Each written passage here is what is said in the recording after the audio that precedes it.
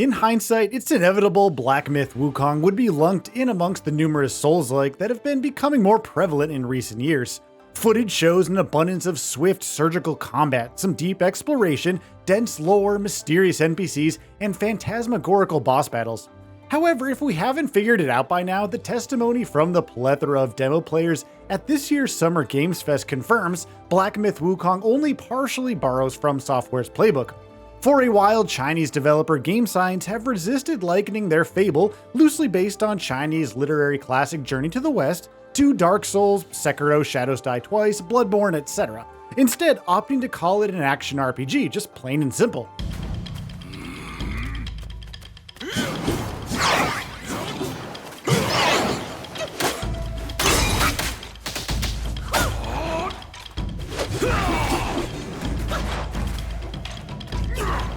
So whilst there are indeed elements in Black Myth Wukong's combat and exploration that evoke the best of FromSoft, there are equal parts Metal Gear Rising Revengeance and Monster Hunter, amongst others here at play as well.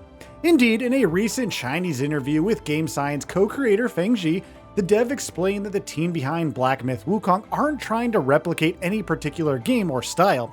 They're very much focused on creating something new here. Black Myth-like or something akin to that might be their ambition. See, according to Feng Zhi, replicating a specific style corresponds to different focus and handling of details. They go on to say that an action-type game should focus on performance and execution, whilst learning from Monster Hunter means prioritizing animation of massive enemies.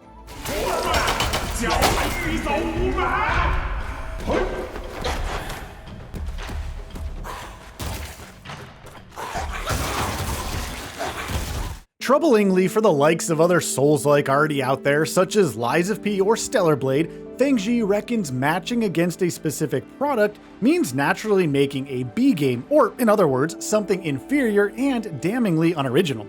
Now, Lies of P and Stellar Blade are inarguably great games with breadths of originality, so this final quote might be a little too sensationalist, but Feng Zhi is at least making a serious point about their own game. Black Myth Wukong needs to be its own thing. The overall experience they want is for players not to go in with an established game design in mind, to enjoy something they'll perceive as fresh, maybe even genre expanding, and certainly original. So the next question really is, from the wealth of footage we've seen so far, are they succeeding in this goal? Well, a bit of a cop-out answer coming here, but until we get our hands on the finished game, a 2-hour demo isn't going to conclusively illustrate the breadth of originality Black Myth Wukong has up its sleeve. What we can say, and what most of you are probably thinking, is Black Myth Wukong looks fantastic.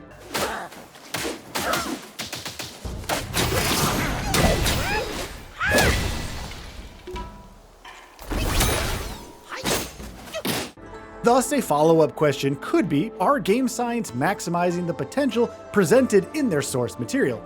Another could have they created something distinct enough to stand out from the crowd? And yeah, you know what, to answer both follow-up questions, it looks like they are.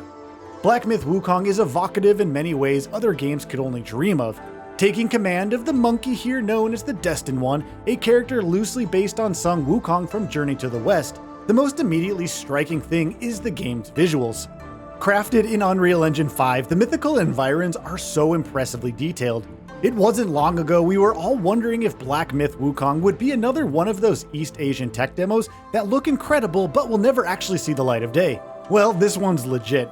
Demo players in Los Angeles were given access to the PC version for their run through the 2-hour demo, and whilst the hardware spec wasn't disclosed, I mean, presumably you'll probably need something immensely powerful to even run Black Myth Wukong with all of its graphical bells and whistles.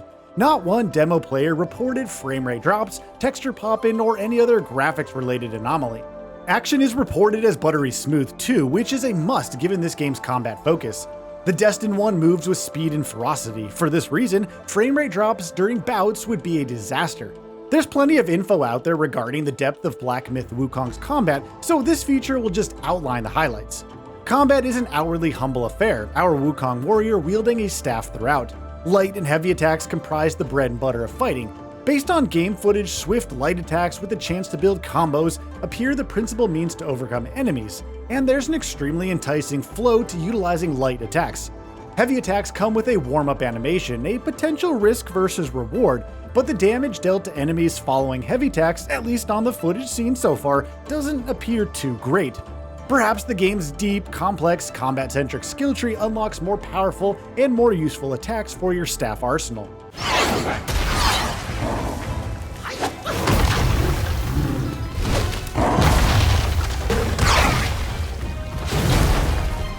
We also know that, at least initially, parrying isn't available, except when spinning the staff to deflect long-range missiles. Instead, dodging has been preferred by game science, yet not unlike Sekiro's demanding perfect parry or Stellar Blade's dodge mechanics, Black Myth Wukong harbors a perfect dodge itself. However, there is more risk versus reward here, as overutilizing dodge maximizes its cooldown meter, thus rendering the maneuver momentarily unavailable. Execute a perfect dodge, however, and you're acquiring focus points which can then be used to unleash powerful special moves. Stamina is another system which governs attacks and dodges, so whilst the combat on display here isn't as methodical as FromSoft's style, there is a modicum of thought process demanded of the player. Button mashing certainly won't win any battles here. Elsewhere, there's magic, because this being Chinese mythology, of course there is magic, with spells operating on a cooldown meter as well. And again, this being Chinese mythology, there is shapeshifting.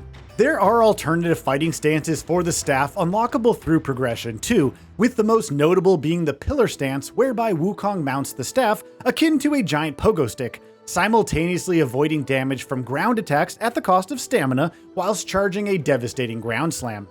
Everything governed in the combat will be tweakable via the skill tree too, so there'll be numerous builds to complement your playstyle, which is no mean feat from the developers, given a single weapon is used throughout the game's reported 30 to 40 hour runtime.